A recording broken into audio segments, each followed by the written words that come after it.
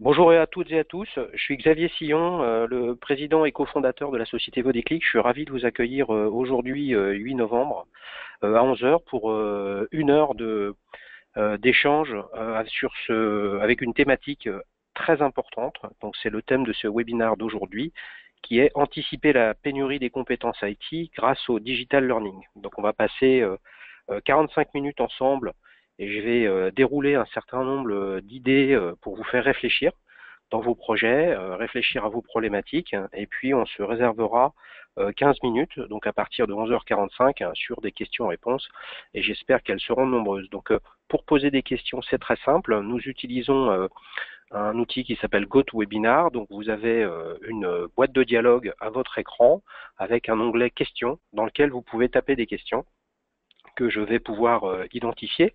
Vous pouvez poser ces questions pendant les 45 premières minutes et j'en sélectionnerai un certain nombre, celles qui me semblent être les plus révélatrices et intéressantes pour les partager la question et la réponse avec l'ensemble des participants à ce webinaire. Alors, je suis très heureux de réaliser ce webinaire puisque d'abord, c'est la première fois que je le fais sous la forme d'un webinar, mais c'est une session que j'ai faite lors du salon Microsoft Experience, hein, le nouveau modèle des Tech Days, donc le plus gros salon IT qui existe en France, et c'est une session qui a eu beaucoup de succès. Donc je la reprends et je vais la faire progresser spécialement pour vous dès aujourd'hui. Alors, très rapidement, une présentation quand même de ce qu'est Vodéclic. Au vu de la liste des inscrits, je vois que certains d'entre vous nous connaissent, qui sont des clients ou des prospects. Depuis le mois de mai 2015, Vodéclic est une société qui a été rachetée par le leader mondial du e-learning qui s'appelle Skillsoft, qui est un groupe qui maintenant a trois entités distinctes. Une entité de e-learning qui s'appelle Skillsoft, donc c'est un groupe mais c'est aussi une marque, qui est le leader mondial du e-learning, qui a plus de 6000 clients, quasiment 70% du Fortune 500. On est proche de 20 millions d'utilisateurs avec un petit peu plus de 1000 personnes réparties dans le monde entier. C'est également SumTotal, qui est une solution de talent management.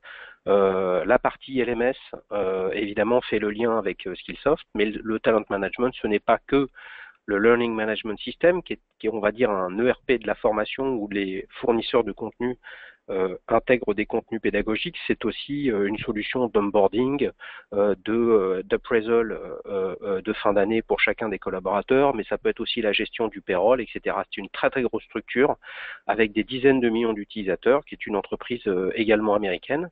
Et puis Vodéclic, que je qualifie toujours d'une start-up, même si on est quasiment 60 maintenant. On a plus que doublé nos effectifs depuis l'acquisition de Skillsoft en 2015, ce qui montre l'investissement qui est réalisé dans notre organisation de façon à faire progresser notre solution, développer nos opérations commerciales. J'insiste sur le fait que ces 2 dernières années, 2014-2015, on a été nominé dans la liste des entreprises à plus forte croissance dans le domaine des technologies, le fameux Technology Fast 500 réalisé chaque année par Deloitte. Et on est très très fiers, c'est le fruit de la technologie française au service de toutes les organisations. Vodéclic, c'est une solution, je passe rapidement là-dessus parce que c'est pas le sujet, mais c'est une solution de formation en ligne qu'on développe en interne avec des ingénieurs basés en France, qu'on produit des contenus qui sont également réalisés en France pour la partie digitale. C'est une solution qui est intégralement dans le cloud. On a un catalogue de contenus digital et IT. On va surtout parler de l'IT aujourd'hui, mais au total, c'est plus de 60 000 modules sur 400 technologies, en 7 langues pour un certain nombre, français, anglais, espagnol, portugais, mandarin, allemand et néerlandais. On propose des exercices et des évaluations. Tout ça, c'est la exercice, évaluation, contenu et expérience utilisateur. C'est bien évidemment au bénéfice des utilisateurs, de vos équipes IT, de vos développeurs, vos programmeurs, vos sysadmins, vos DevOps, etc., etc. Et on a une couche beaucoup plus liée au back-office pour administrer notre solution qui permet de consulter beaucoup d'analytics avec des indicateurs de performance, justement pour évaluer le ROI de notre solution et surtout comment progressent vos utilisateurs. Et puis des API d'intégration nous permettant de nous déployer dans tous les écosystèmes, vos écosystèmes de SIRH, d'Active Directory, vos LMS, ça peut être Windows Azure, etc., etc. On peut faire vraiment énormément de choses. Voilà. Voilà rapidement ce qu'on fait. Donc on est une start-up en très forte croissance avec maintenant des moyens absolument colossaux puisqu'on est une division du leader mondial Skillsoft. Alors, pour rentrer dans le vif du sujet, je voudrais partager une réflexion que j'ai, une vision que j'ai. Elle est partagée avec d'autres, mais ce qui est important, c'est de la partager, c'est pas forcément de se chamailler sur la paternité. On est tous confrontés dans nos activités, dans vos activités, à la transformation digitale. Si vous prenez le monde du retail, Amazon est un acteur absolument colossal qui perturbe complètement les modèles de distribution et du commerce. Si vous prenez le transport, on parle d'ubérisation souvent dans le transport, mais c'est le transport aujourd'hui de personnes. Demain, ça pourrait être le marchandise. Ça nous permet de revenir à la position que peut avoir Amazon aujourd'hui avec sa propre flotte d'avions, etc. Si on prend le tourisme, les changements sont absolument colossaux dans l'hôtellerie, dans les agences de voyage, etc., etc. Tous les domaines sont confrontés à cette transformation digitale. Regardons l'automobile, par exemple. Vrai sujet. Je crois, sans me tromper, que 60 ou 70% de la technologie dans une voiture, en fait, elle est dans une couche logicielle. Il se passe des choses absolument colossales dans tous les métiers, donc tous les business, tous vos business sont impactés par ces changements technologiques. Mais à un moment ou à un autre, la techno, vous êtes bien placé. Je vois les inscrits qui sont principalement des responsables informatiques, des directeurs informatiques, des chefs de projet, etc. Très honnêtement, vous connaissez les technologies mieux que moi. Mais la techno, c'est pas simplement du soft, du hardware, des process, etc. À un moment ou un autre, c'est un utilisateur, un développeur, un sysadmin, un chef de projet qui va développer, coder, paramétrer une solution technique. Eh bien, moi, je suis intimement convaincu que le maillon faible, ou cette pyramide inversée de la transformation digitale qui fait qu'au lieu d'être posée sur un socle très solide comme une pyramide, eh bien cette pyramide, elle pourrait être tout simplement dans le mauvais sens, avec la pointe vers le bas, si vous ne prenez pas en compte le fait qu'au bout du bout, la techno, ça reste quelque chose de très humain. Ça reste quelque chose de très personnel et qu'il faut fondamentalement impliquer plus que jamais, et c'est ça que je vais essayer de partager avec vous durant ces 45 minutes. Il faut partager plus que jamais ce sujet-là avec votre responsable RH, votre direction RH, votre transformation digitale. Vous pouvez la gérer d'un point de vue technique, vous pouvez la gérer d'un point de vue organisationnel, vous pouvez la gérer en termes d'investissement. Le liant de tout ça, comme pour monter une mayonnaise, c'est le tour de main et le liant, c'est vos effectifs, vos équipes qui travaillent quotidiennement justement pour faire évoluer les technologies et répondre aux enjeux business. Voilà, donc ça c'est quelque chose de très structurant, me semble-t-il, pour vos équipes, mais c'est aussi là-dessus, sur cette vision-là, qu'on porte depuis un peu plus de 8 ans maintenant, hein, puisque là, Vodéclic, on est arrivé sur le marché de la formation sur les technos dans le courant de l'année 2008. C'est toujours cette vision-là qu'on a, c'est que la base de tout, de la performance d'aujourd'hui, la base de l'anticipation des performances de demain, elle passe par les utilisateurs. Alors, notre sujet aujourd'hui, c'est les pénuries des compétences IT. Alors, il y a des dizaines et des dizaines d'études qui existent sur le marché. J'ai essayé de récupérer quelques chiffres qui me paraissent importants pour illustrer le problème que vous avez. Nous aussi d'ailleurs, on recrute des développeurs et on sait que c'est difficile, donc on essaye de les garder. Et ben, j'ai fait le choix aujourd'hui de partager avec vous une étude de la Commission européenne qui est certes datée de 2014, mais qui a comme intérêt, c'est que la Commission européenne n'est pas un institut de sondage ou un analyste sectoriel. Donc on est vraiment quelque chose d'assez lisse et public comme information. Donc selon la Commission européenne, en 2014, il y avait plus de 900 000 emplois dans le secteur de l'IT vacants en Europe et que l'année 2014, rien que l'année 2014, il y en a eu 100 000 de plus. Alors, soit on se dit, ouais, voilà, c'est beaucoup, mais ça va se résoudre, c'est pas si important que ça, etc. Tout d'abord, 900 000, c'est absolument colossal. Si on reprend simplement la France avec ses plus de 3 millions de chômeurs, certes, pas tous dans les technos, loin de là, mais 900 000, c'est absolument gigantesque. Mais 900 000 emplois vacants en Europe, ça veut dire quoi? Ça veut dire qu'il y a des dizaines ou des centaines de milliers d'entreprises qui n'arrivent pas à trouver chaussures à leurs pieds en termes techniques. Donc, vous tous, là, tous ceux qui sont connectés, tous ceux qui se sont inscrits, tous ceux avec qui j'échange aujourd'hui, vous avez des équipes à recruter et vous avez du mal. Parce que chacun d'entre vous, dans vos responsabilités de management côté SI et IT, eh bien, vous devez recruter des personnes talentueuses sur des technologies X, Y ou Z et vous n'y arrivez pas. Donc, ce que je vous invite, c'est à prendre conscience que parmi ces 900 000 emplois au total, vacants, eh bien, il y a les vôtres, vos emplois que vous cherchez à pourvoir et que vous n'y arrivez pas. Troisième information sur cette slide pour échanger en termes de statistiques, c'est l'inadéquation. Forcément, si des emplois ne sont pas pourvus, c'est qu'il y a un problème d'inadéquation ou d'adéquation, on va dire, entre l'offre et la demande. Simplement en France, sur des postes IT, 64% des postes qui ne sont pas pourvus, en fait, sont liés à l'inadéquation des profils. Vous cherchez des profils, des compétences qui sont peut-être rares, vous cherchez des profils et des compétences qui sont tellement rares qu'elles sont dans des coûts de recrutement et des salaires moyens qui sont supérieurs à ce que vous souhaitez investir dans votre organisation. Je pense qu'il y a plus compliqué que ça. Il y a votre attractivité et votre capacité à recruter des développeurs, par exemple, qui préfèrent aller travailler dans des boîtes de la Silicon Valley plutôt que d'aller travailler dans l'industrie, dans le service, etc., etc. Je me rappelle avoir lu un article passionnant sur les difficultés que les constructeurs automobiles avaient pour recruter des développeurs logiciels.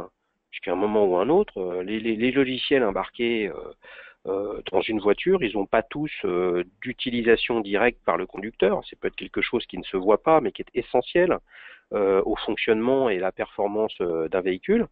Eh ben, si vous n'arrivez pas à recruter et que vous êtes dans le secteur automobile, bah, une des raisons, c'est parce que les technos sur lesquels vous les développez sont simplement tellement captés par les GAFA et autres, Google, Amazon, Facebook, Apple, ou d'autres, ou Tesla dans l'automobile, que vous avez un désavantage concurrentiel pour venir séduire ces compétences. Et c'est là que notre position, nous, vos déclics, faisant partie du groupe Skillsoft, donc opérateur de formation, là, il y a un vrai sujet. Et le vrai sujet que je veux partager avec vous, c'est que dans un monde fait de pénurie, où il y a trop peu de candidats, une des façons de tirer votre épingle du jeu, c'est d'essayer de faire monter en compétence vos équipes. Donc, prenons l'exemple du Big Data. Le Big Data, il y a 5 ans, on en parlait très peu, je ne suis même pas sûr que le terme existait. On restait sur l'image du Big Blue, hein, l'énorme ordinateur d'IBM capable de gérer des pentaflops de données, etc., etc. Le Big Data, je ne vais pas dire que c'est devenu quelque chose de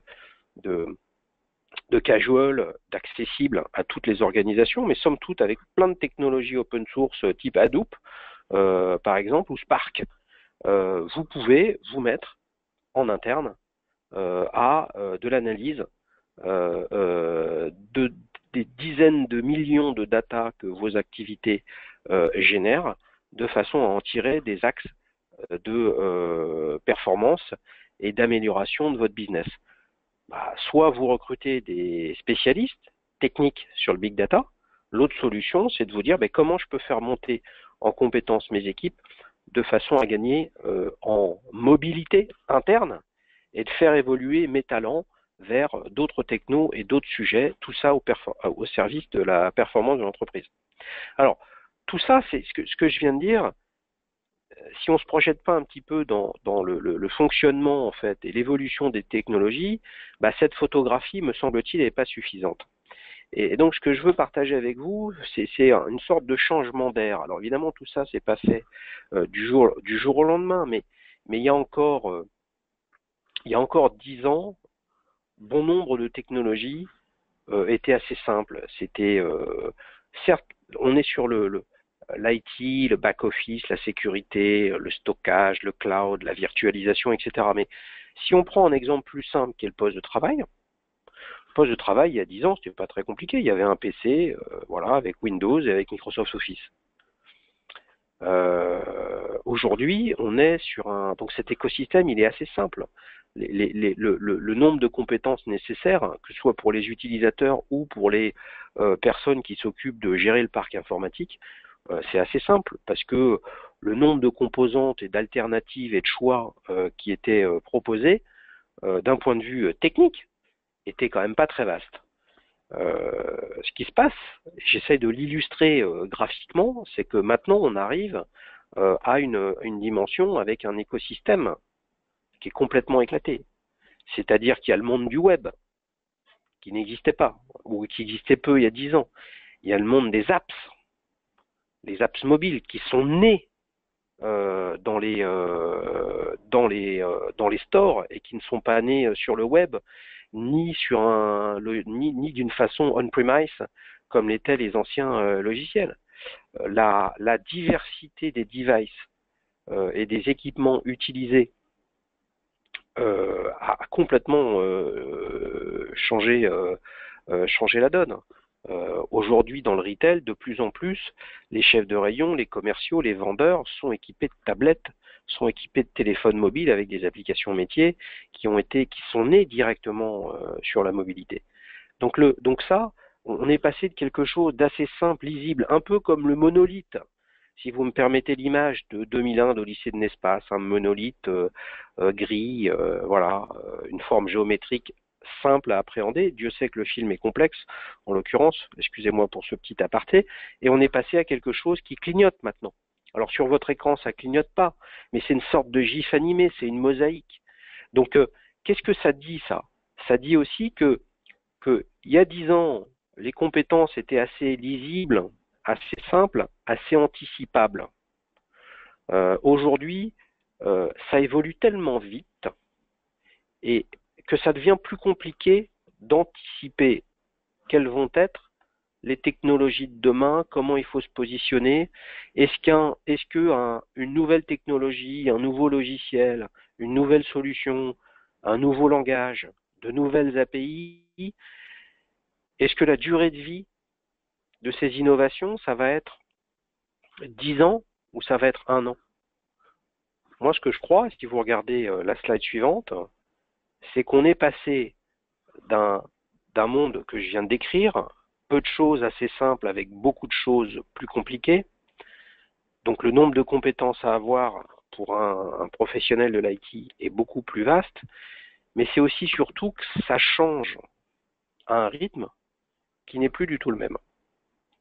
On est passé d'un cycle avec des technologies où, si je prends le cas de Windows Server par exemple, il y a eu des grosses évolutions entre Windows Server 2008, 2013, 2016. Il y a quand même des changements significatifs, mais c'est pas astronomique comme changement. Par contre, quand vous regardez, si on prend les techno-web qu'on connaît très bien chez Vodéclic, parce qu'on a une grosse équipe de développeurs sur le sujet, ce qu'on peut faire en JavaScript avec un navigateur aujourd'hui a absolument rien à voir avec ce qu'on faisait en JavaScript il y a 5 ans. Absolument rien. C'est le jour et la nuit. On peut faire des choses merveilleuses aujourd'hui qu'on ne pouvait absolument pas faire il y a ne serait-ce que 5 ans. Donc on passe d'un cycle long et prévisible de mise à jour et d'évolution à quelque chose avec une fréquence beaucoup plus rapide. C'est un petit peu comme si on passait de la houle avec le clapot. C'est pas du tout la même lecture, c'est pas du tout la même anticipation, et ça, de fait, ça a un impact sur la performance individuelle de vos développeurs ou de vos chefs de projet, parce que les technos évoluent très très vite. Ce qui veut dire quoi? Petit 1, ce que je sais faire aujourd'hui est peut-être de moins en moins pertinent. Et pourquoi c'est moins pertinent? Mais parce qu'il y a d'autres technos qui sont plus pertinentes. Comment, moi, faisant partie de votre équipe IT, comment je m'assure d'être en mesure d'anticiper? Comment je m'assure d'être en mesure de capter ces nouvelles technos qui arrivent, alors que je n'en ai pas forcément besoin dans mon quotidien professionnel? Et ça, c'est un point important que je veux partager avec vous, c'est que le rythme d'évolution des technos va plus vite que les capacités des entreprises à se réorganiser pour faire face à ces évolutions technologiques. Je reviens à la transformation digitale. La transformation digitale, ce n'est pas quelque chose qui a commencé et qui va se terminer.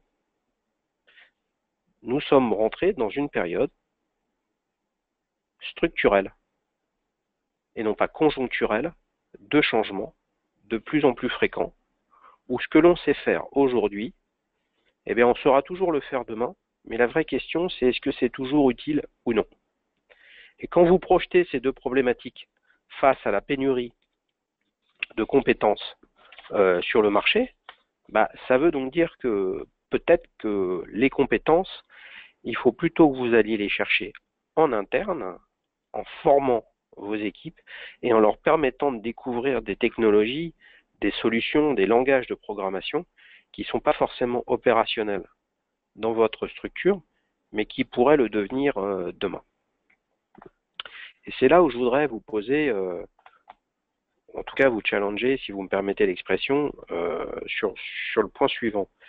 Qu'est-ce qu'il faut mieux faire? Faut-il investir dans la formation à long terme pour faire évoluer un salarié en lui proposant d'acquérir de nouvelles compétences, au risque qu'il les valorise ailleurs? Parce que figurez-vous que depuis quasiment 8 ans, on côtoie tous les jours avec nos équipes des responsables formation, des DSI, mais dès qu'on touche à la formation, quel que soit le domaine, la question est toujours la même. Si je forme trop mes équipes, elles peuvent devenir super compétentes ou plus compétentes que le périmètre fonctionnel de leur poste. Donc au risque que, compte tenu de cette compétence additionnelle, elles souhaitent les valoriser ailleurs.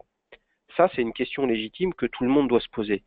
Mais quand on regarde à l'intérieur d'une équipe IT, qu'elle soit sur le poste de travail, sur la sécurité, sur le cloud, sur la gestion des données, etc., etc., là, le sujet, la problématique est différente. C'est que les évolutions dont on vient de parler, elles vont tellement vite que, de fait, la compétence d'aujourd'hui qui éventuellement n'est pas en miroir des compétences nécessaires pour le poste occupé par le collaborateur, en fait, c'est une opportunité de faire évoluer la performance de votre organisation et de votre équipe technique vers des technos qui vont être créatrices de valeur plus tard pour votre business. Donc c'est vraiment le sujet de l'anticipation. Et comme ça devient de plus en plus difficile d'anticiper dans le domaine technologique parce que ça va très très vite et que vous subissez cette situation. Et pourquoi vous la subissez? Parce que les éditeurs, leur boulot, c'est pas de vous prévenir que leur solution dans le cloud va changer. Leur boulot à eux, c'est de développer une solution qui tire votre business vers le haut en termes de performance et tire le leur. Donc les mises à jour, les évolutions, les nouveautés, il y en a de plus en plus souvent, il y en a de plus en plus en quantité, et les éditeurs sont de moins en moins enclins à vous prévenir et à vous permettre d'anticiper cette situation. Donc c'est à vous, auprès de vos équipes, de vous poser des questions sur comment faire monter mes salariés en compétences. Et forcément, le corollaire de ce que je viens de dire, c'est Bah, dans l'autre sens, on pourrait dire, est-ce qu'il faut laisser à son poste un salarié sans le faire progresser en prenant le risque qu'il soit dépassé par des nouvelles technologies et qu'il soit moins performant? Vous l'avez bien compris, certes, sur votre écran, c'est rose et blanc, mais je fais exprès, avec les gros doigts, d'être très tranché entre noir et blanc. Tout ceci est plus compliqué, puisqu'il y a une question de budget qui rentre en compte, il y a une question de capacité organisationnelle, etc. Mais il existe des solutions, et pour le coup, c'est ce que propose Vodéclic, d'accéder à des contenus, à des coûts qui sont maîtrisés, et qui permet de donner le pouvoir à un de vos collaborateurs, lui donner le pouvoir de progresser sur des technos qui ont un sens pour son job aujourd'hui, et on verra avec une rapide démonstration ce que ça signifie,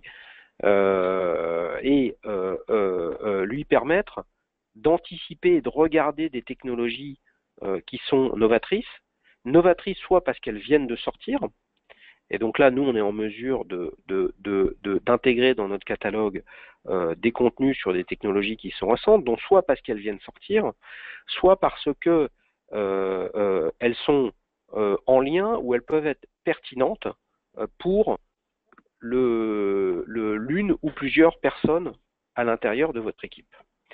Alors, d'un point de vue pédagogique, on est face à cette situation qui est un challenge pour toutes les organisations et qui en fait revient à définir quel curseur on met entre faire beaucoup de formations avec les coûts qui vont avec, ou en faire un petit peu moins, ou en faire pas du tout.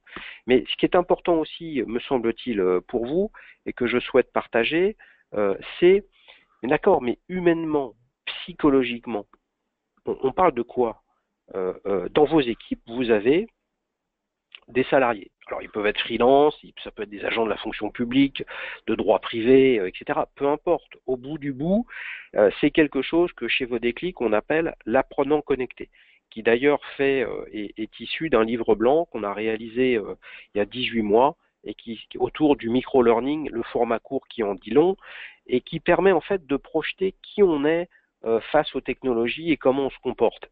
Et tous et toutes, hein, je pense, pris individuellement, eh bien, on est caractérisé par 5 sujets, si je peux me permettre. On est tous surchargés, beaucoup plus surchargés aujourd'hui que nous l'étions il y a plusieurs années. Et le fait d'être surchargé et d'utiliser de plus en plus de technologies qui vont de plus en plus vite, bah, nous rend maintenant complètement impatients. Tout nouveau device, tout nouveau logiciel, toute nouvelle application doit nous permettre d'aller plus vite. Je ne dis pas que c'est bien ou que c'est pas bien, je ne dis pas que c'est ce qu'il faut faire ou pas, peu importe. C'est une vraie lecture de notre comportement face aux technologies, on est impatient. On est volatile également, et cette volatilité, elle est liée au fait que au quotidien, on utilise tous des dizaines et des dizaines de différentes solutions qui sont extrêmement intéressantes. Quatrième point, la mobilité. Donc la mobilité, c'est l'avènement des technologies mobiles, et fondamentalement, il y a un avant et un après l'iPhone qui a été lancé en 2007 et qui a complètement changé notre façon de travailler, et donc notre capacité à faire des choses, à les déployer, à répondre à des clients, à mettre à jour un système, mettre à jour une base de données, redémarrer un service web directement à partir d'une application mobile.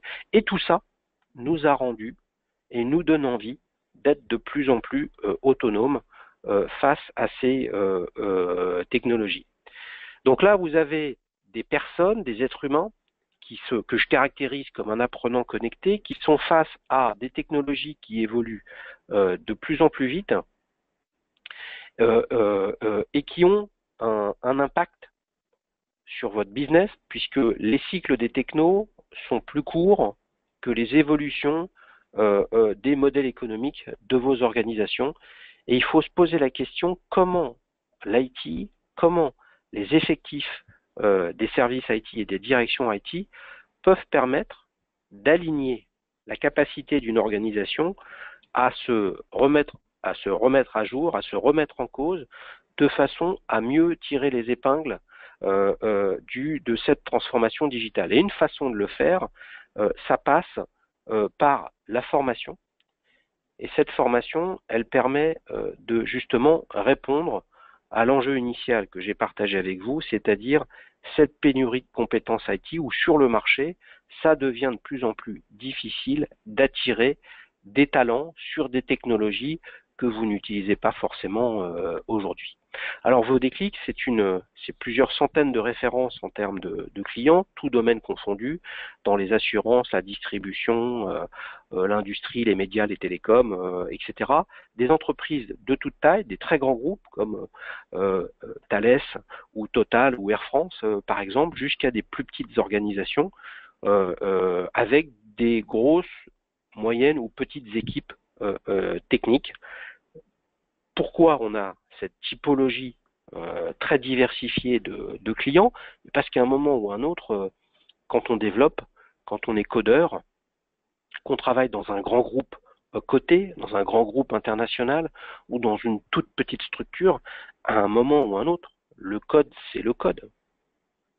Le PHP, le C Sharp, Apache, SQL, MySQL, Ruby on Rails, Ajax, CSS, JavaScript, etc.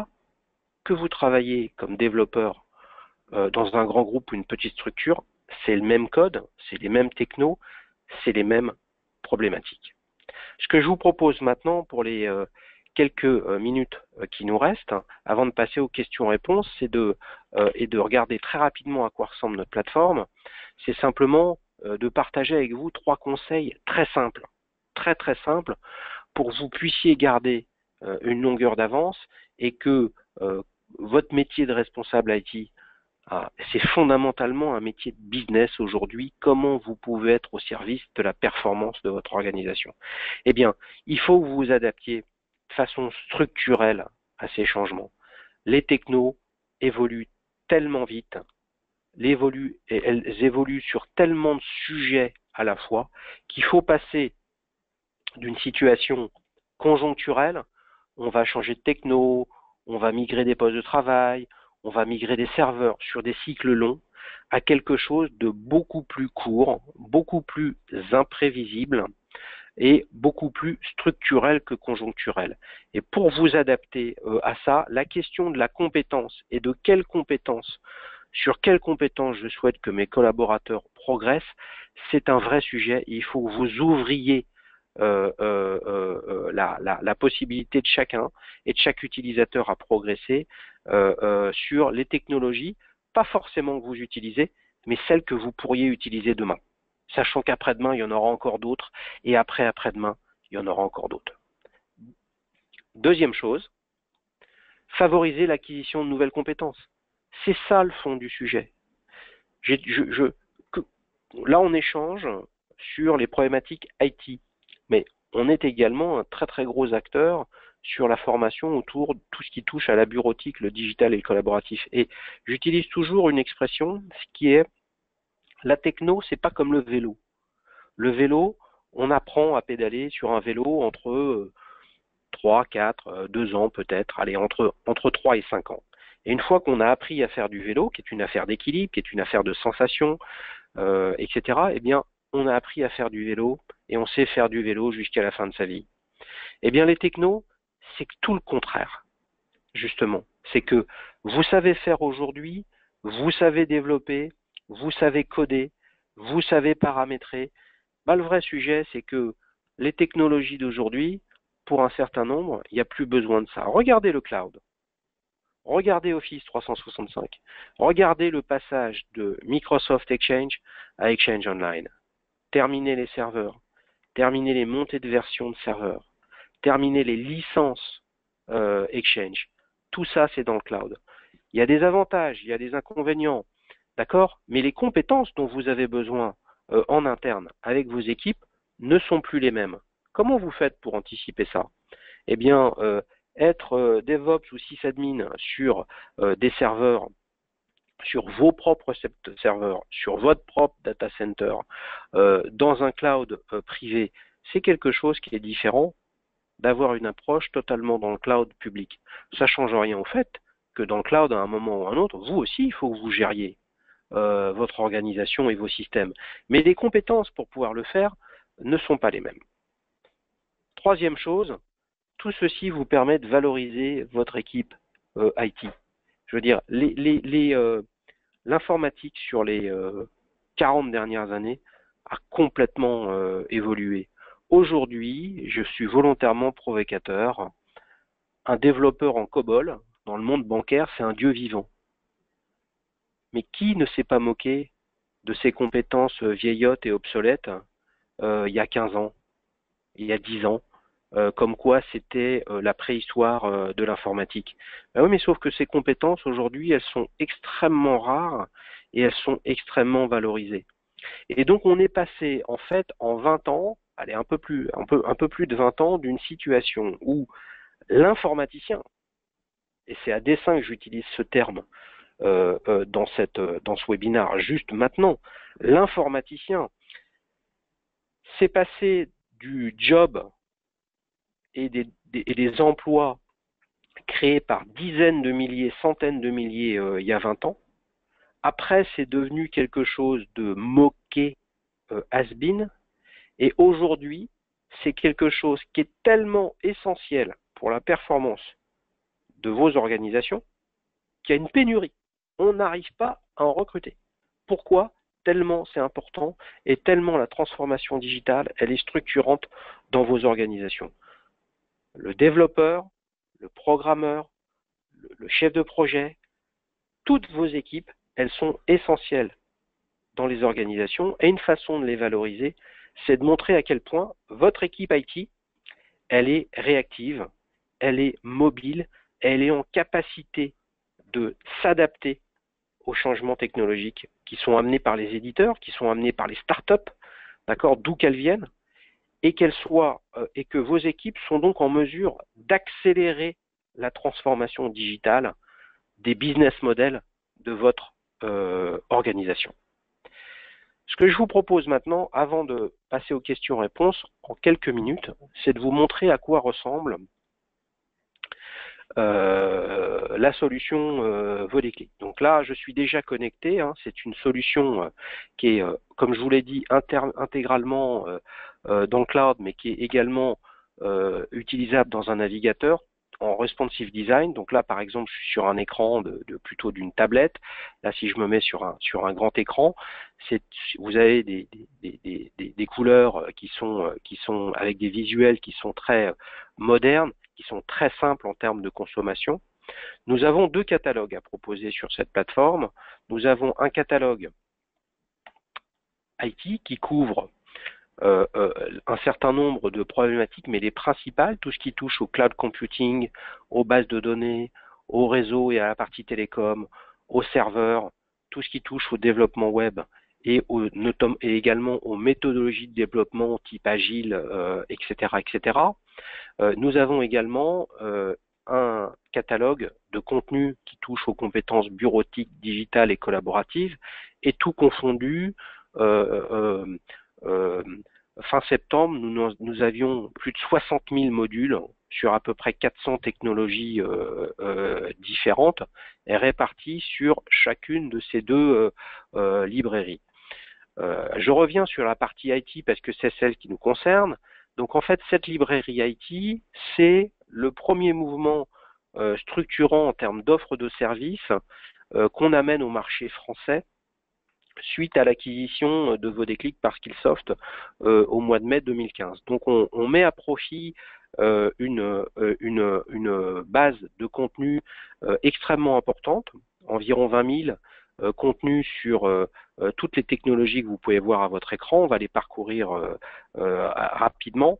Ce sont des formations qui sont en anglais. Ça, c'est un choix en termes de performance, puisque la plupart des outils utilisés, c'est bien ou c'est pas bien, ce n'est pas le sujet, viennent d'éditeurs américains. Souvent, les consoles d'administration de paramétrage sont en anglais.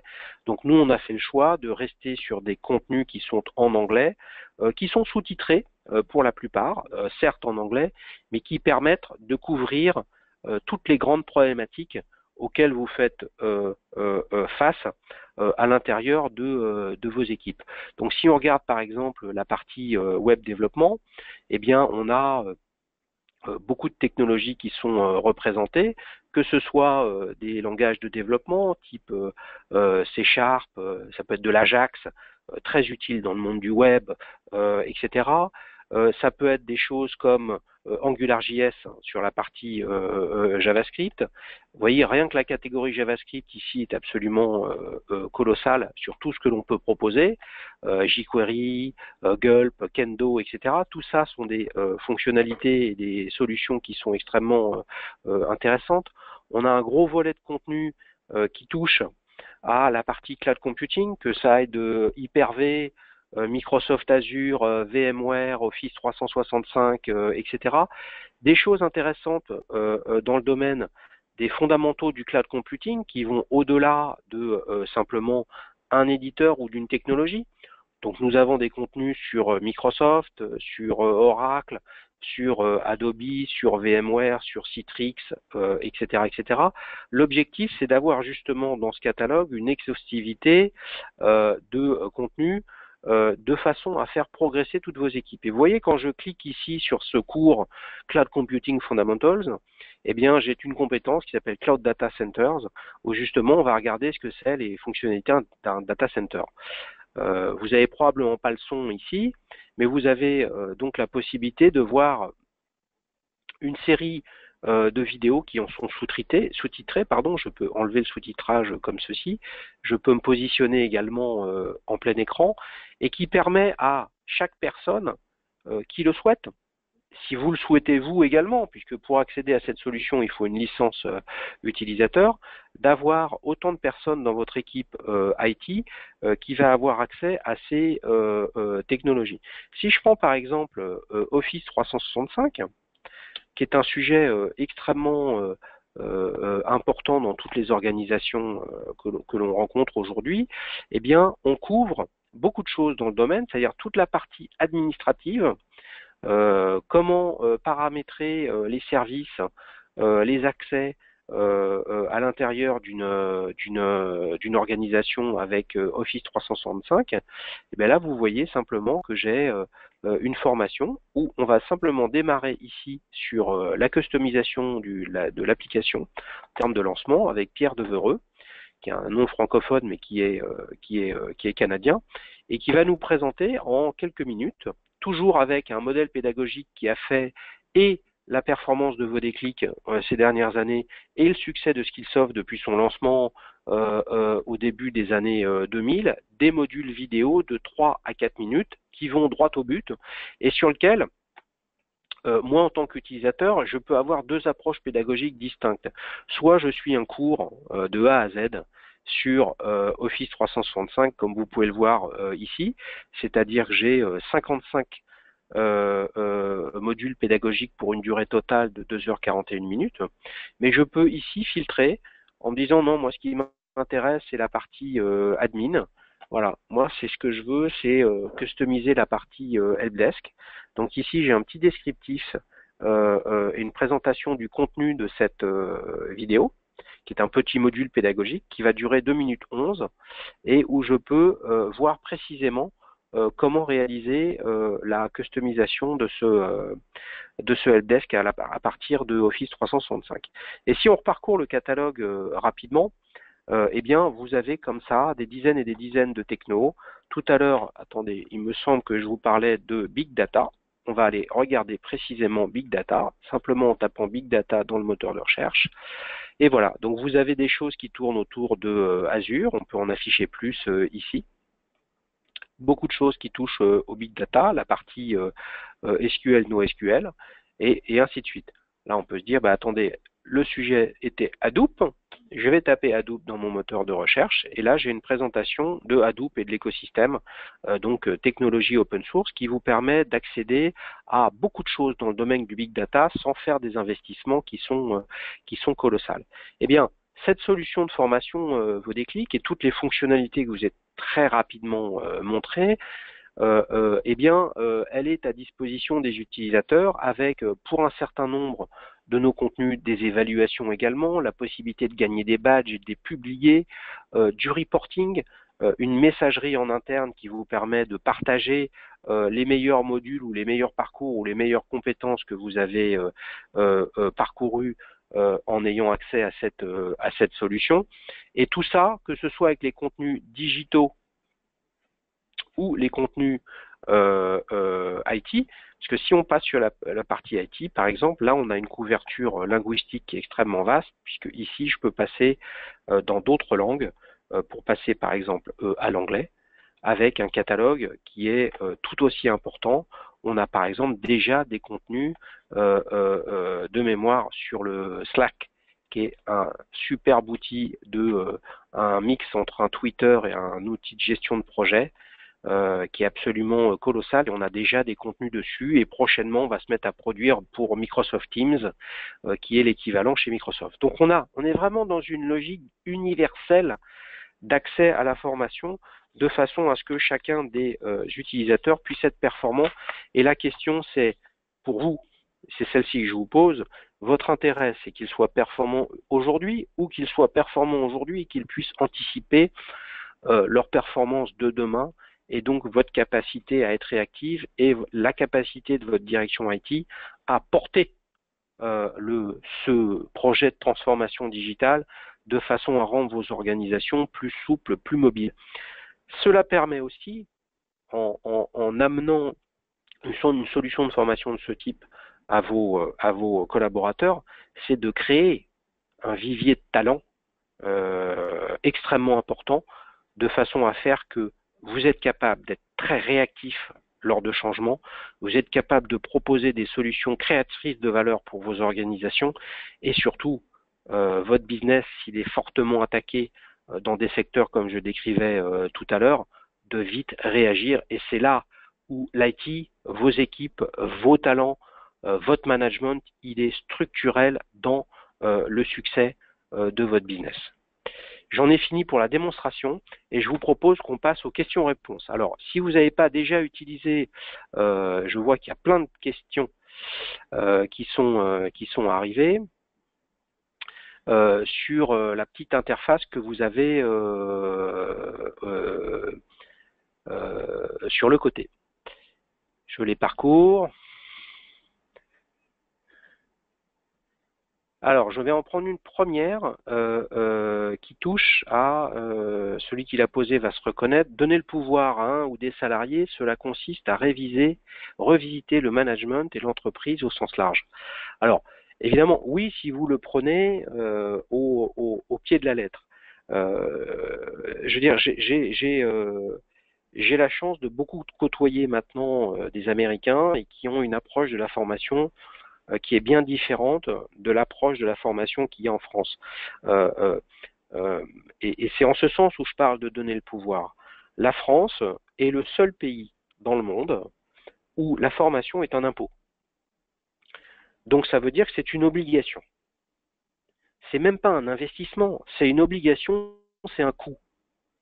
D'accord? Donc la formation, on le regarde toujours en se disant, c'est moi ton manager, c'est moi le responsable formation, c'est moi le DRH, et tu vas lever le doigt.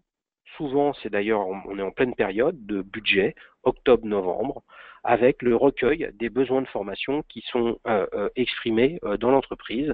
Et puis après, de façon un peu autoritaire, c'est là où je parle de pouvoir, eh bien, le management, de façon top-down, c'est-à-dire du haut vers le bas, descendant, va décider ce sur quoi chacun a le droit ou non de se former.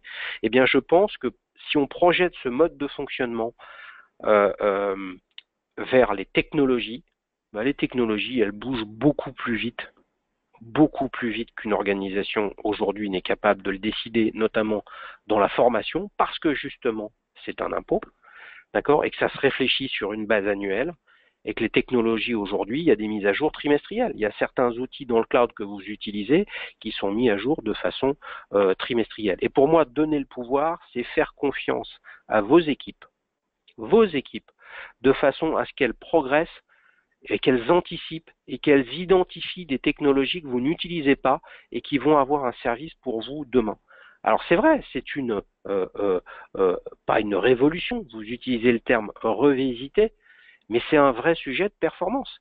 Et le pourquoi la transformation digitale est un sujet qui est porté par tout le monde, les éditeurs, les consultants, les politiques, la DRH, etc., etc., mais parce que la façon de faire du business, quels que soient les secteurs, n'est plus la même.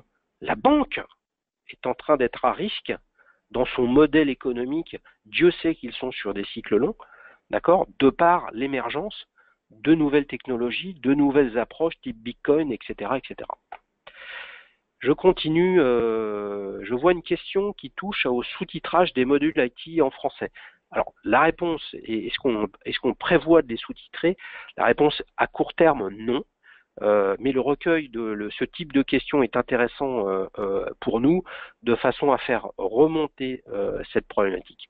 Aujourd'hui, les modules en anglais, comme vous avez pu le voir, ils sont sous-titrés, mais ils sont sous-titrés en anglais. Alors, il y a un certain nombre de nos prospects ou de nos clients pour qui ça pose problème, d'autres non. Mais aujourd'hui, malheureusement, la réponse est non.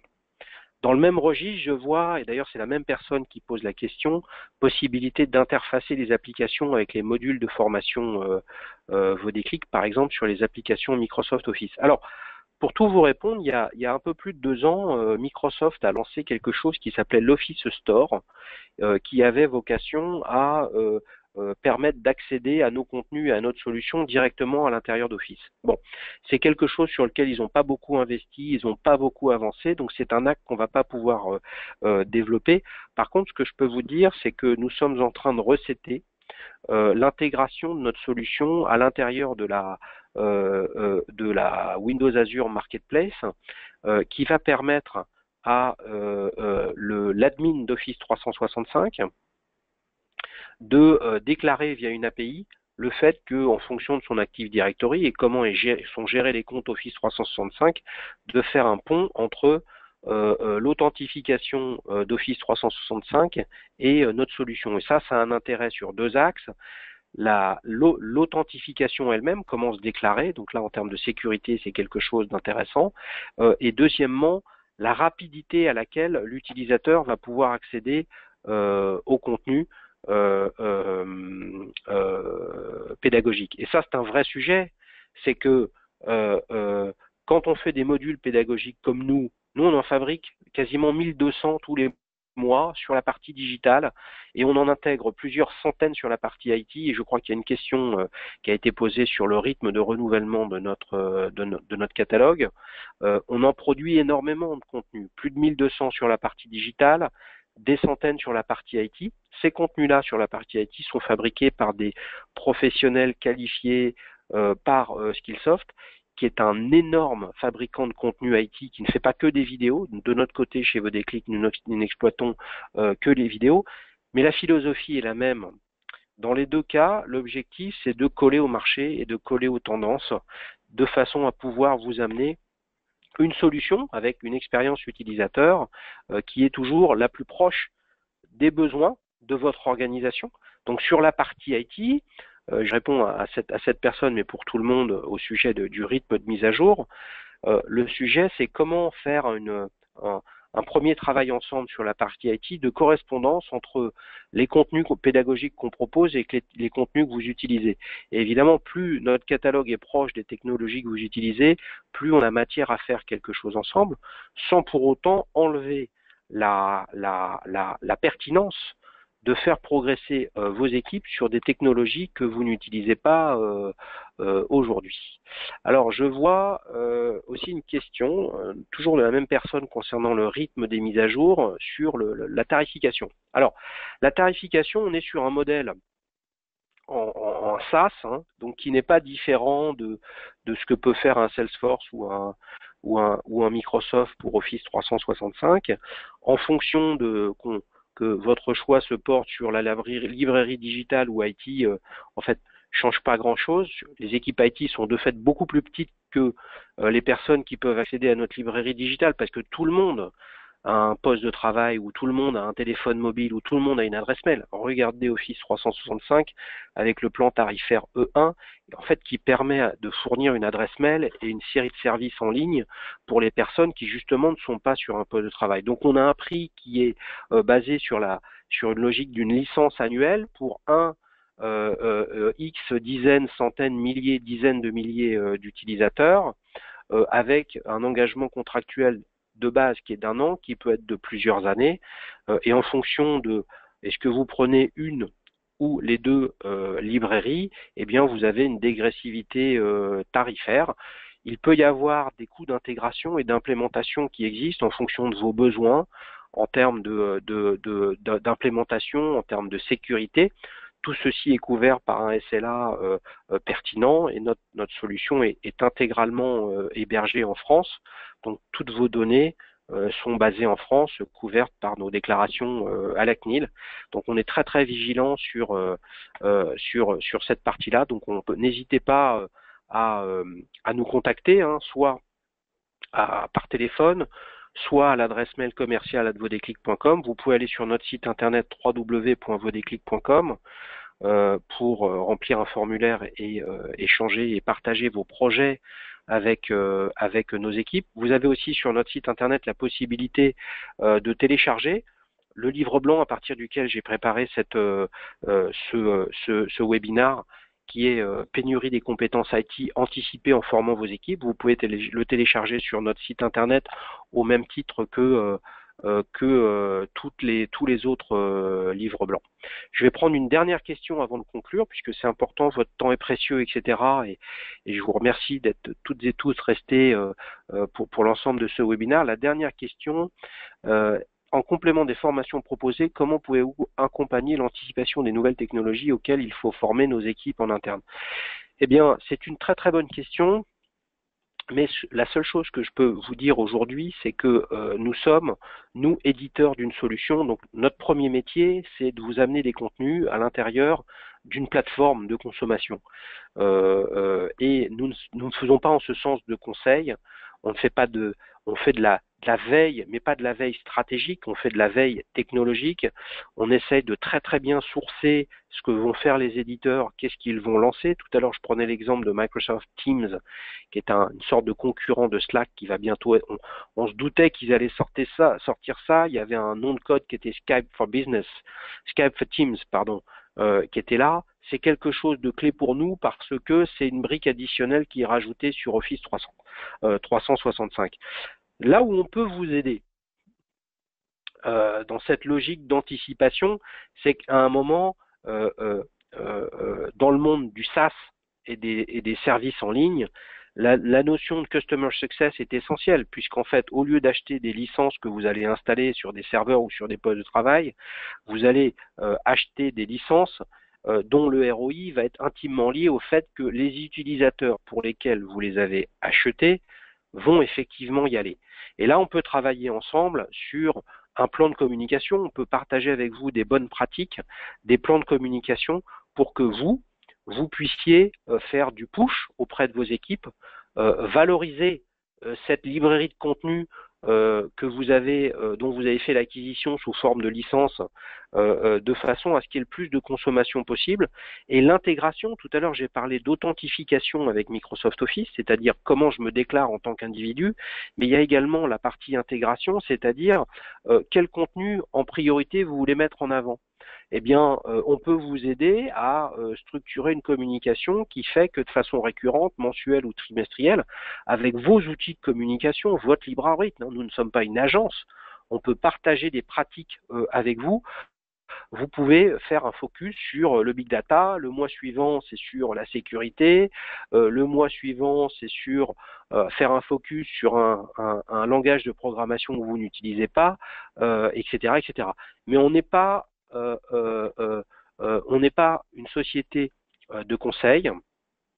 Notre métier, c'est de vous apporter la meilleure des solutions sur cette technologie. Voilà. Donc j'ai dépassé d'1 minute. Donc la suite, c'est que vous allez recevoir un lien pour obtenir l'enregistrement de ce webinaire.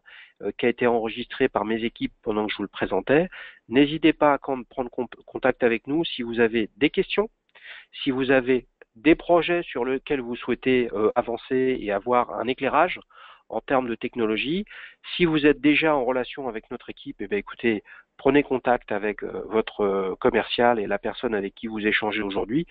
Notre objectif, c'est d'essayer de vous faire progresser dans ce domaine et surtout de vous faire prendre conscience que la formation, on a un terme en France, on parle de formation continue, eh bien, il faut que vous passiez dans une logique de formation en continu. Qu'est-ce qui fait que constamment, vous mettez de façon positive et saine une pression pédagogique sur vos équipes de façon à avoir toujours des développeurs, des architectes, des sysadmins, des chefs de projet qui soient toujours au top de la technologie parce qu'on est dans un monde où les choses changent tellement vite, où les business models se renversent tellement vite, où les success stories d'hier deviennent moribondes demain, qu'il faut s'adapter. Et je suis intimement convaincu que votre place au sein des directions IT est essentielle pour permettre à vos boîtes de progresser dans ce domaine-là. Voilà, je vous remercie beaucoup. À très bientôt pour un prochain webinar et bonne journée.